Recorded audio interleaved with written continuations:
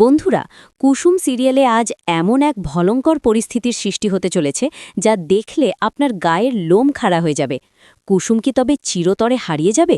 দেবলীনার বিষাক্ত ষড়যন্ত্রের জাল কি আজ কুসুমকে শেষ করে দেবে, নাকি কুসুমের ছোট সাহেব সঠিক সময় এসে তাকে যমের দুয়ার থেকে ফিরিয়ে আনবে? আজকের ভিডিওটি একদম শেষ পর্যন্ত দেখুন, কারণ আজ আয়ুষ্মান আর কুসুমের জীবনের সবথেকে বড় অগ্নিপরীক্ষার দিন। গল্পের শুরুতেই আমরা দেখতে পাই এক চরম উৎকণ্ঠা।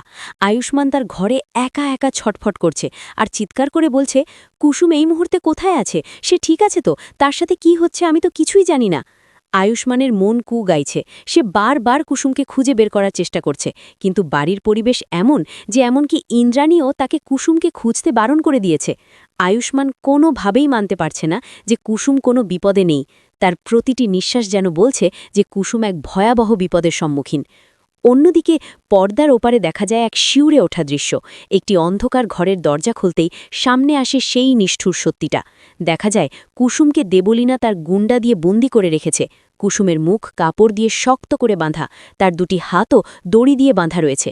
কুসুম আর্তনাদ করার চেষ্টা করছে, কিন্তু তার মুখ থেকে কোনো আওয়াজ বের হতে পারছে না। দেবলীনা আজ তার সমস্ত ঘৃণা আর জিঘাংসা নিয়ে দাঁড়িয়ে আছে কুসুমের সামনে।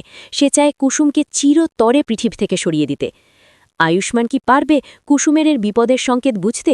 সে কি পারবে দেবলীনার এই নরক থেকে তার ভালোবাসাকে ছিনিয়ে আনতে? যখন আয়ুষ্মান জানবে যে তার মা বারণ করা সত্ত্বেও কুসুম মৃত্যুর মুখে দাঁড়িয়ে আছে, তখন সে কি করবে? দেবলীনার এই নিষ্ঠুরতা কি আর জয়ী হবে, নাকি আয়ুষ্মানের ভালোবাসা পাহাড় হয়ে দাঁড়িয়ে রক্ষা করবে কুসুমকে? বন্ধুরা, আয়ুষ্মান আর কুসুমের এই ভাগ্য নির্ধারণ নিয়ে আপনাদের কি মনে হয়? আয়ুষ্মান কি পারবে সঠিক সময়ে কুসুমকে বাঁচাতে? দেবলীনাকে কি কুসুম আর আয়ুষ্মান মিলে উচিত শিক্ষা দিতে পারবে? আপনাদের মতামত আমাদের কমেন্ট করে অবশ্যই জানান। আর কুসুম সিরিয়ালের এমন সব দুর্দান্ত এবং হাড়হিম করা আপডেট প্রতিদিন সবার আগে পেতে আমাদের চ্যানেল জিরো নাটক এখনই সাবস্ক্রাইব করুন এবং ভিডিওতে একটি লাইক দিয়ে আমাদের পাশেই থাকুন। দেখা হবে পরবর্তী ভিডিওতে। ধন্যবাদ সবাইকে।